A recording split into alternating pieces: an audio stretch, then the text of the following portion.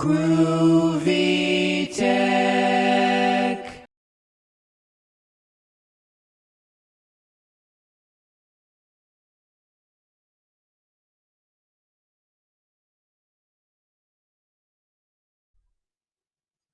Hi, this is Matt from GroovyTek.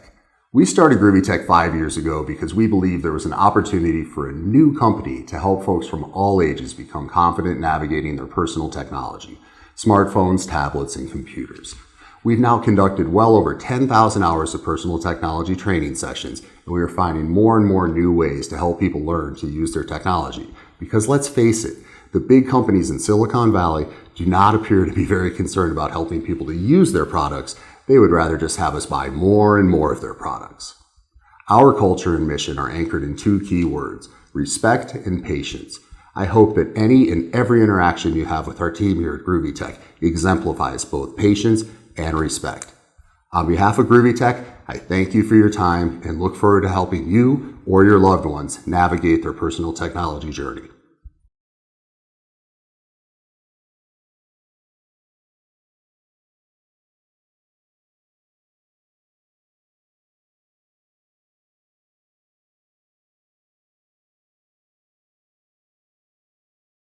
Thank you for participating in our GroovyTek webinar series.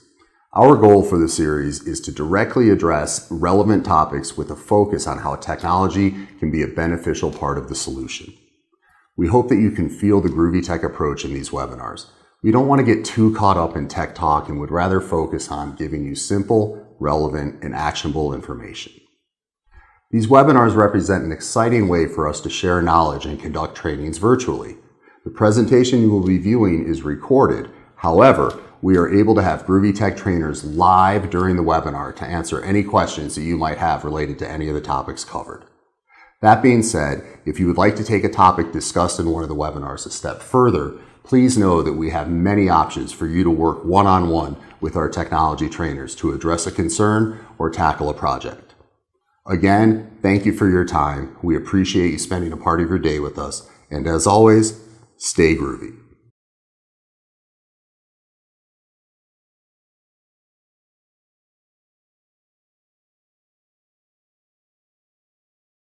Setting up your home office. In theory, working from home sounds like it should be a simple transaction. For most of us, it paints a picture of waking up in our pajamas, turning on the computer, and going over emails while the TV plays in the background. Sure, some elements of that picture can be realized. Most of us have probably worked from home at some point over the years. However, making your home your primary workspace and expecting to have the same productivity as you would at your office leads to significant challenges that need to be accounted for. This helps you achieve success, minimizing downtime and maximizing productivity. There are times that you might not be able to run to a coffee shop to work because your neighbor's construction is just too much to tune out, or you just need a break or change of scenery. You have to make the home your new work environment, no matter the circumstances. That's what this webinar will focus on. What do you need to do in order to work from home effectively and efficiently? Let's get started. This webinar is a 4-part series, and it'll be structured like this: setting up your home office, loading, using, and managing collaboration applications, loading, using, and managing communication applications, review of work at home, addressing and answering questions, setting up your home office. There are many things to consider when setting up your home office. Not only do you have to take yourself into consideration, but you have to think about the rest of your team. They might be working from their home offices too. Being able to communicate and collaborate with compatible tools is key. Before you start thinking about tools, there are some things you should be mindful of. Internet bandwidth.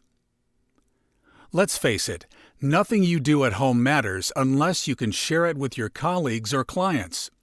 That being said, sharing your work requires a great internet connection, which is something that we tend to take for granted when we work at our actual traditional office space. You might not have ever experienced internet connection issues from home before. Then again, there is a good chance that there will be others in your household, roommates, or family members who will be using the same connection more and at the same time as well. If they will be working, streaming, video chatting, and more while you are also working from home, all of those activities eat into the bandwidth you have. To be proactive about this situation, we recommend that you call your internet provider and ask about your upload and download speeds. Explain that everyone in your house is using the internet now, and ask if upgrading would be beneficial. Their job, of course, is to get you to upgrade. Listen carefully and be mindful of what's right for you and anyone you're living with. We'd love to make a suggestion about what option makes the best upgrade. However, every work-from-home employee has very different needs. Someone uploading videos and designing graphics needs different capabilities than an attorney, who won't be uploading big files over the internet, and so on. If you're looking to upgrade, here are some options from Xfinity, a popular internet service provider. For $50, you can get Xfinity's Performance Starter Package with a download speed of 25 megabits. To put this in context, it will take almost 23 minutes to download a 2-hour movie. For $55, you can get Xfinity's Performance Package. Instead, it has a download speed of 100 megabits. With that speed, it would take about 6 minutes to download that same movie. For $60, the Extreme Pro package boasts a download speed of 600 megabits. With that package, you could download that movie in about a minute. For $70, Xfinity's Gigabit package allows you to achieve download speeds of 1,000 megabits. What's the download speed? You can get a 2-hour movie in about 30 seconds. Computer. Usually, we use home computers to send emails, order a few things online, or maybe play a game of solitaire. In most cases, a few people share that computer. It's rare when employees own a home computer that mirrors the programs and tools you have at work. Here are a few things to consider. Work computer. Can you bring your work computer home? If so, that eliminates a lot of issues you'd have with using your home computer for work. Home computer. If you have to use your home computer for work, here are some quick tips. While you work from home, it might be a good idea to create a different user account on your computer. That way, no one else can access, touch, delete, or interact with your work. Does your computer have enough memory and storage space for what you are going to be working on? Do you need to buy a new computer, or does it make sense to upgrade the computer you have? Have you been in the market for a new computer? This might be an excellent time to buy one. If you are going to buy a new computer, be sure to buy one that addresses your current work needs and serves as the home computer you wanted to replace. Printer and scanner. You will likely need to print things out as you are working from home, so make sure you have enough ink and paper on hand. These are things we assume we have until it's too late. We need to print something. Then we find Johnny's been using the printer and used up all the ink. Not having paper and ink is like being excited about a big bowl of cereal just to find someone else drank all the milk. Be sure to stock up on ink and paper beforehand. Other things to consider along the same lines. Do you have the capability to scan documents? You don't realize how much you use a scanner until you don't have one. If you don't own a home scanner, one quick fix is photographing a document with your smartphone. For most tasks, that works. And if you have an iPhone, the Notes app also has a scanning feature. In the PDF we send you, we will have the details on this feature. Cell phone reception. Most likely, you'll need to take work-related phone calls. If you're like most Americans, you seem to get great cell reception everywhere, except in your house. I myself get decent reception at my house, but there's one corner of the dining room that provides the best reception. My roommates know I'm on an important call if they see me huddled in that corner. Be mindful of where you get the best reception. Also, check to see what kind of reception you get in your garage. Why? If you have noisy roommates like me, the garage or your car might be your safest bet. Signal strength. Good reception isn't the only thing you should take into consideration. Is it hard to load a web page if you take your laptop to your bedroom, for instance? Sometimes your signal isn't strong enough to do much good. If it's been a problem for a while, now is the time to fix it. You may find yourself working in odd spots, like the garage, to get a little peace and quiet. The first fix is to move your router. You might have a separate room as a home office, but if your router is placed there, it might be in an out-of-the-way corner of the house. Move your router to a central location and see if that helps. Most routers have a range of 150 feet. If your house is an average size, that should be enough to correct the situation. If it doesn't, reduce the number of devices pulling off that signal. Have you ever left a YouTube video playing on your phone and walked away? What about a video game? Both of those things can eat up a lot of your bandwidth and make it hard to get a strong signal if you need one. If neither of those things works, try purchasing a Wi-Fi extender. This will increase the range and make your signal stronger, even in those out-of-the-way corners of the house. Another option to test and look into is to use Wi-Fi calling. If you get into your phone settings, you can turn on Wi-Fi calling. That way, if you're in a place with extremely poor cellular reception, you can still make phone calls and receive texts.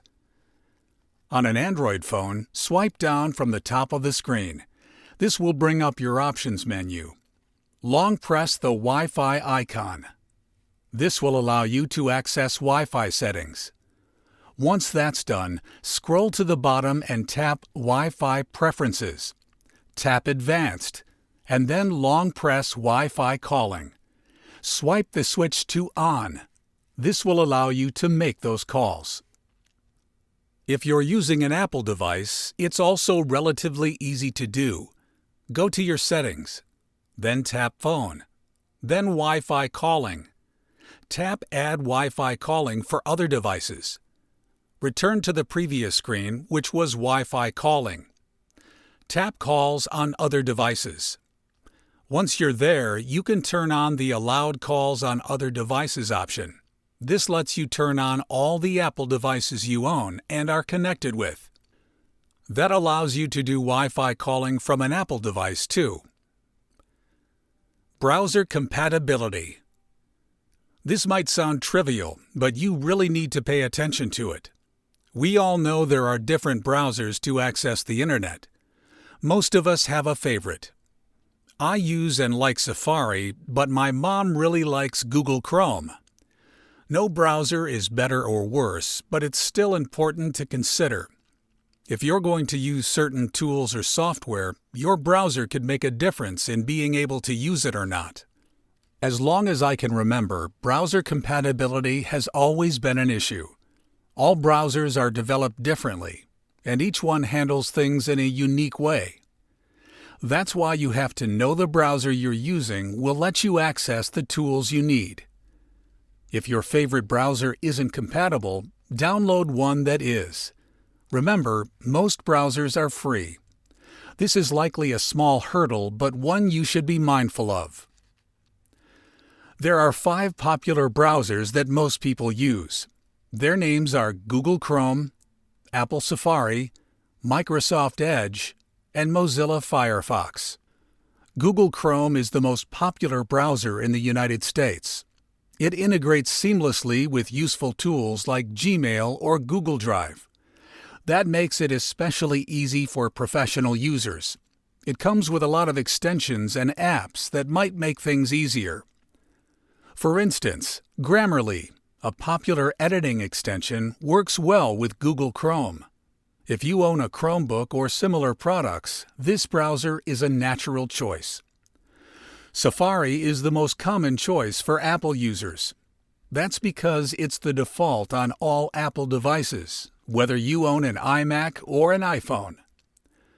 Safari doesn't play well with Windows devices, which is something to keep in mind if you're an Android devotee. Remember Internet Explorer? It was the main browser to use in the early days of the Internet. You might remember it as being painfully slow. A few years ago, Microsoft Edge replaced Internet Explorer. If you use Windows 10, that's the default browser installed on the device. Mozilla Firefox can be used with any device. As an incredibly customizable browser with tons of extensions that you can use, many people are big fans of this browser. It's more of a niche taste than Safari or Google Chrome, though. Bear that in mind when you're trying to get something to work on Mozilla Firefox. Microphone and camera.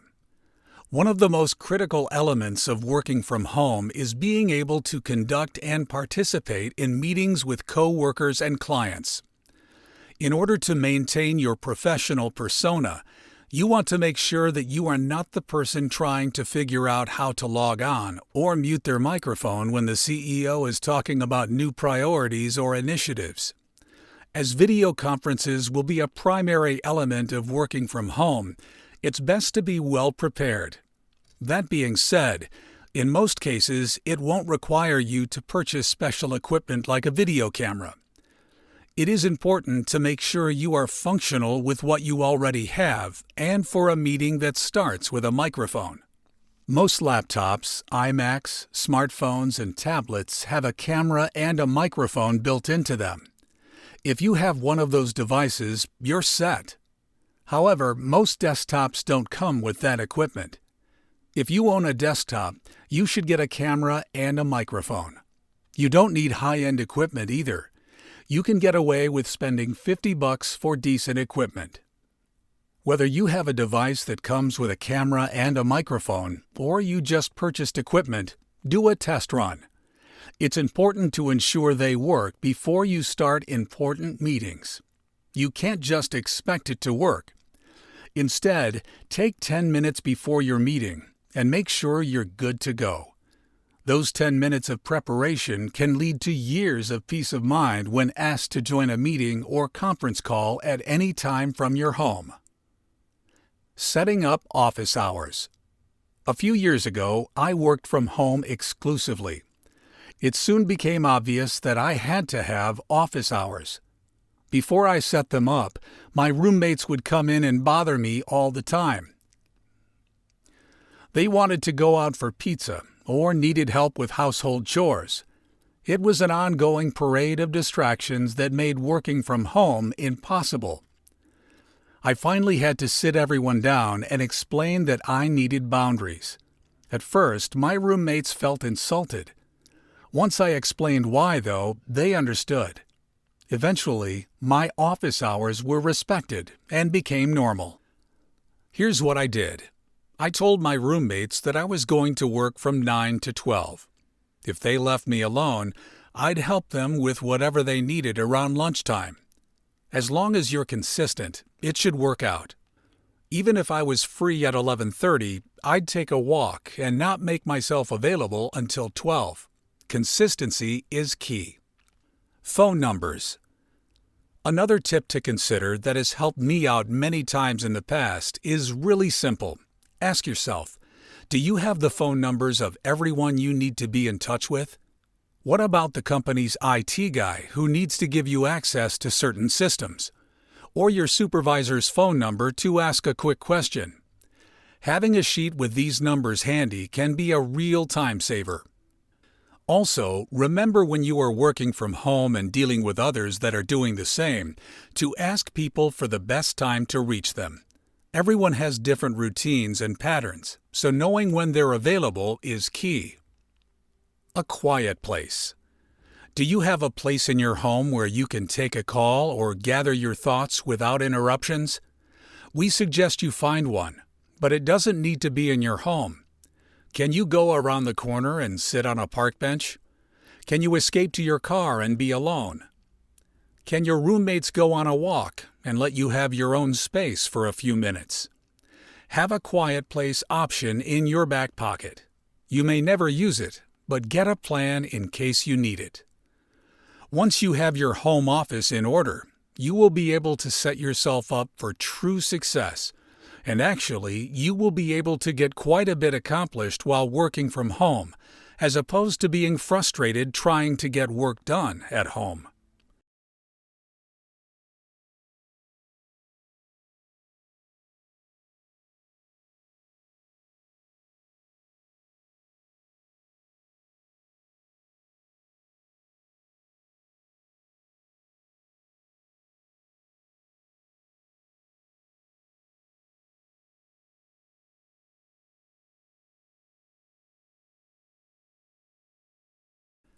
How do I increase my cell reception strength? Updates are easy to ignore, but you should keep up to date with them. If you keep on top of updates, that can help. You also might need to switch to a different carrier that provides better service in your area.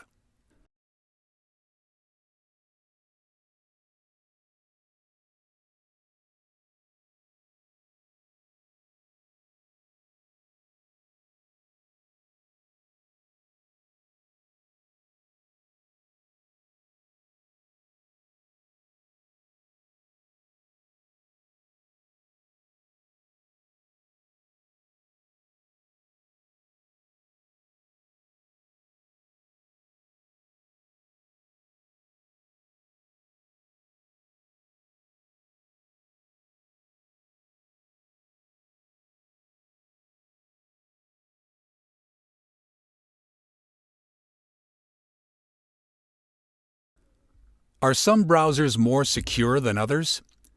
Regular updates can make the difference between browsers when it comes to security. All the browsers we recommend are safe, but Chrome is one of the best.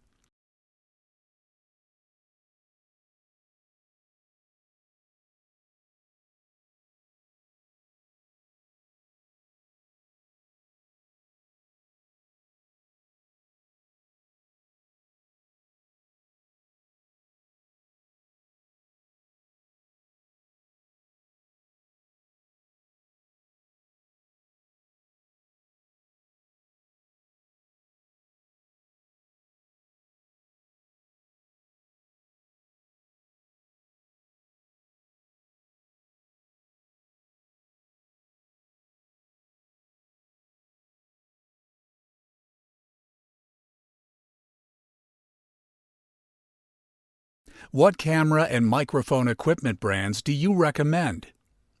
Everyone's budget and needs are different. We've had great success with searching on Amazon and filtering it by 4-star products or above.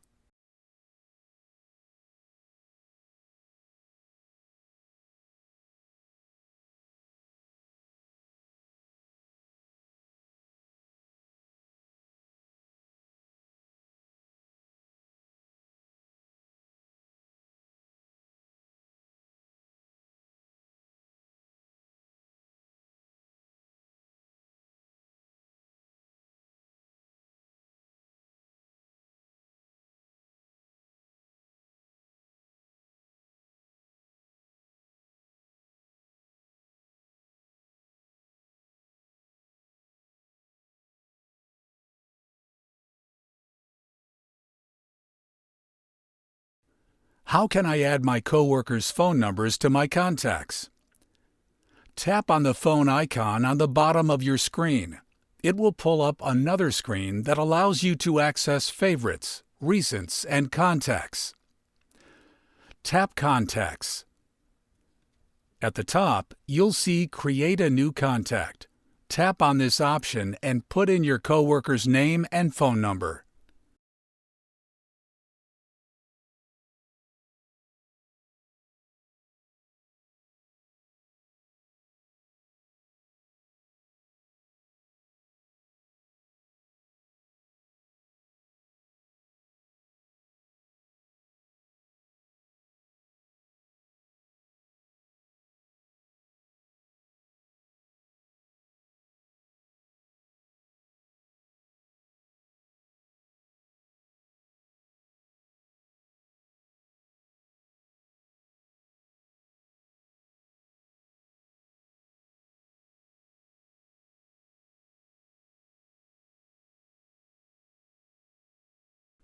How can I add important meetings to Google Calendar? Log into your Gmail account. Click on the upper right-hand corner with the square icon of 3 dotted rows. A drop-down menu will appear, and you can click on the calendar icon. When your calendar comes up, click the blank square of the date you want to schedule something on. A box will pop up, and you can customize your appointment with time, title, guests, and more.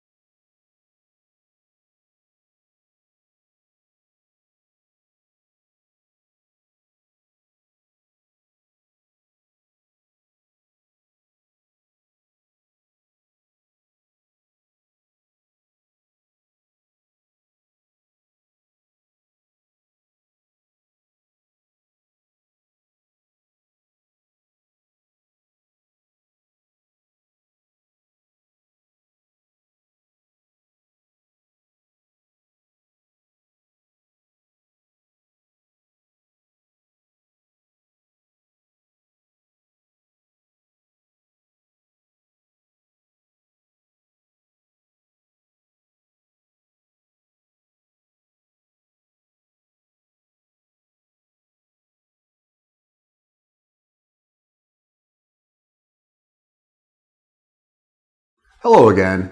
This is Matt with GroovyTek. Thank you for attending this webinar. We greatly appreciate your time. Please know that we are here to assist you in any way we can, and we will be sending you follow-up materials related to the topics covered, which people tend to find quite handy. If you would like to work one-on-one with a technology trainer, simply call our office and our customer care team will be able to help you with that process. Thank you again for your time today, and as always, stay groovy.